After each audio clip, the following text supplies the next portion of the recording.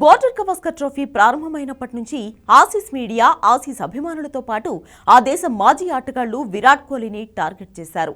కంగారు గడ్డపై కోహ్లీకి అద్భుతమైన రికార్డు ఉండడమే దీనికి కారణం. కోహ్లీ మళ్లీ చెలరేగితే ఈసారి కూడా బోర్డర్ గవాస్కర్ ట్రోఫీ చేజారిపోతుందన్న భయంతోనే కోహ్లీని మానసికంగా దెబ్బతీసేందుకు ప్రయత్నించారు. అదే సమయంలో కోహ్లీ కూడా ఈ సిరీస్లో పెద్దగా రాణించలేదు.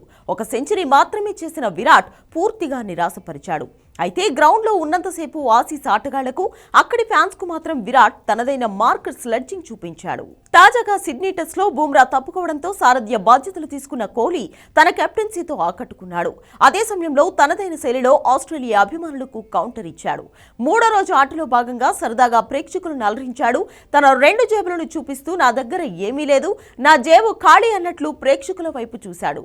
కోహ్లీ ఆస్ట్రేలియా అభిమానులను ఎగతాళి చేయడం సోషల్ మీడియాలో వైరల్ గా మారింది. మార్చి 2018లో దక్షిణాఫ్రికా పర్యటనలో ఆస్ట్రేలియా బ్యాటర్ బ్యాన్క్రాఫ్ట్ ఒక శాండ్ పేపర్ ముక్కను జేబులో పెట్టుకురాగా ఆ పేపర్ సాయంతో మైదానంలో బంతి రూపురేఖలు మార్చే ప్రయత్నం చేశాడు.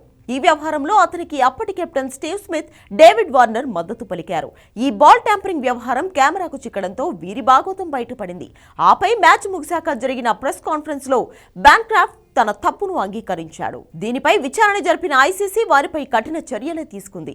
కాగా అప్పుడు బ్యాన్క్రాఫ్ట్ చేసిన పనిని ఇప్పుడు కోహ్లీ ఇమిటేట్ చేస్తూ ఆసీస్ ఫ్యాన్స్ కు జలక్కిచ్చాడు. ఇదిలా ఉంటే సిడ్నీ టెస్ట్ లో భారత్ ఘోర పరాజయం పాలైంది. 6 వికెట్ల తేడాతో గెలిచిన ఆస్ట్రేలియా బోర్డర్ గవాస్కర్ ట్రోఫీని 3-1తో కైవసం చేసుకుంది.